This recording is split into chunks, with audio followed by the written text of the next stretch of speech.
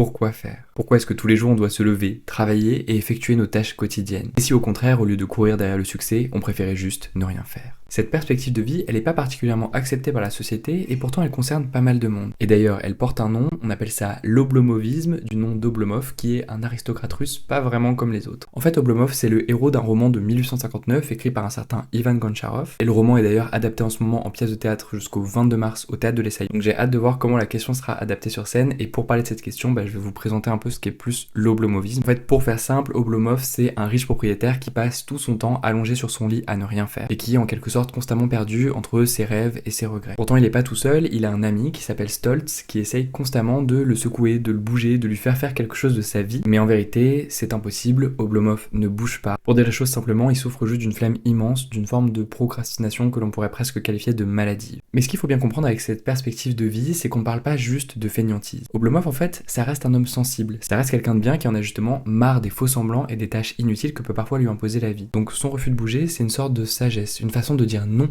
à cette société qui va un peu trop vite et beaucoup trop loin. Alors forcément, son comportement, ça devient une forme de transgression. Il ne veut pas rentrer dans le moule, donc il préfère rêver plutôt que d'agir. Et moi, ce qui m'intéresse avec cette pièce, ce roman, ce sujet en général, c'est qu'en fait la question qui est traitée est super moderne. J'ai l'impression qu'aujourd'hui, plus que dans les générations qui nous ont précédés, on a cette injonction à la réussite. Et cette injonction à la réussite, si on l'a, c'est parce que, à mes yeux, on a une certaine démultiplication des modèles de réussite, que ce soit dans les études, dans le sport, dans l'art, dans la politique, dans tous les domaines en fait. Et donc justement, le refus d'agir d'Oblomov, on peut le voir un petit peu comme une critique de ces modèles de réussite là, comme une critique de cette obsession à la réussite. En fait, le personnage même d'Oblomov, il nous renvoie en quelque sorte à notre propre quête de sens. En fait, le personnage même d'Oblomov, il nous fait un petit peu nous questionner sur cette quête à la performance qu'on vit comme une religion en laquelle on croit tous, du moins en laquelle on aimerait tous croire. Après, j'ai envie de dire, c'est quand même facile de critiquer l'injonction au travail et à la réussite quand on a de l'aisance financière. Et oui, parce que Oblomov, comme je l'ai dit, c'est un riche propriétaire terrien, alors forcément, il peut se permettre de se prélasser dans son lit. Puis l'autre risque avec cette perspective que représente l'oblomovisme, c'est que se couper du monde, ça peut aussi impliquer de se couper du bonheur, de se couper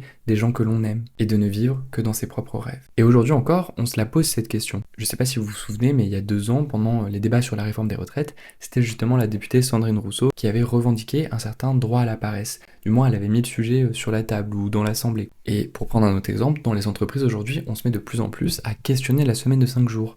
Pourquoi ne pas passer à une semaine de 4 jours? Il y a des entreprises qui l'ont déjà fait. Parce que peut-être que parfois, travailler moins, c'est travailler mieux. Alors forcément, quand on entend parler de l'oblomovisme, surtout pour la première fois, on se pose la question, nous aussi. On s'interroge sur nos propres motivations et sur notre manière d'être au monde. Donc si vous réfléchissez à passer à l'action ou à l'inaction, je vous recommande d'aller découvrir Oblomov au Théâtre de l'Essaillon jusqu'au 22 mars ou tout simplement à lire le roman.